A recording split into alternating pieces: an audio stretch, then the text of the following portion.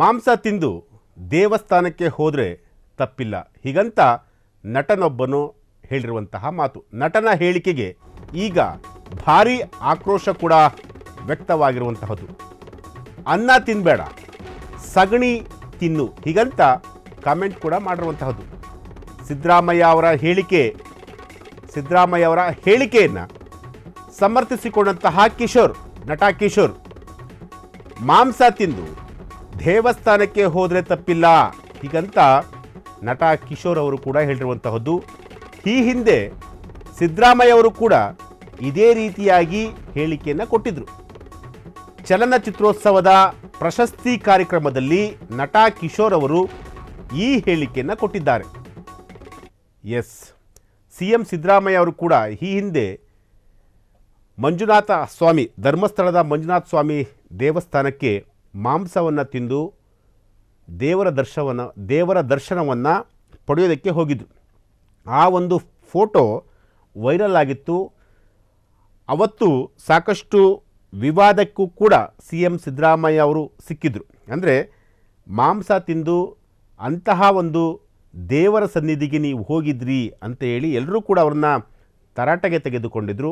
ಆ ಒಂದು ಸಂದರ್ಭದಲ್ಲಿ ಸಿದ್ದರಾಮಯ್ಯವರು ಮಾಂಸ ತಿಂದು ದೇವಸ್ಥಾನಕ್ಕೆ ಹೋದರೆ ಏನು ತಪ್ಪು, ಈ ರೀತಿಯಾಗಿ ಪ್ರಶ್ನೆಯನ್ನು ಮಾಡಿದರು. ಇವತ್ತು ಖ್ಯಾತ ನಟನೊಬ್ಬ ಅವರ ಮಾತಿಗೆ ಸಮರ್ಥನೆಯನ್ನು ಕೊಟ್ಟಿರುವಂಥದ್ದು. ಸಿಎಂ ಮಾಂಸ ತಿಂದು ದೇವಸ್ಥಾನಕ್ಕೆ ಹೋಗುತ್ತೇನೆ ಹೀಗಂತ ಹೇಳಿದರು. ಸಿಎಂ ಆ ಮಾತು ನನಗೆ ಬಹಳ ಇಷ್ಟ ಆಯಿತು. ಬೆಂಗಳೂರಿನ ಸುಲೋಚನಾ ಸಭಾಂಗಣದಲ್ಲಿ ಕಿಶೋರ್ ಅವರು ಈಗ ಹೇಳಿಕೆಯನ್ನು ಕೊಟ್ಟಿರುವಂತಹದ್ದು. ಸಿದ್ದರಾಮಯ್ಯರಂತಹ ವ್ಯಕ್ತಿತ್ವ ಇರುವುದು ಬಹಳ ಮುಖ್ಯ. ಮಾಂಸ ತಿಂದು ದೇವಸ್ಥಾನಕ್ಕೆ ಹೋದರೆ ತಪ್ಪೇನು? ನಟ ಕಿಶೋರ್ ಅವರ ಹೇಳಿಕೆ ಮತ್ತೆ ಈಗ ವೈರಲ್ ಆಗ್ತಿರುವಂತಹದ್ದು.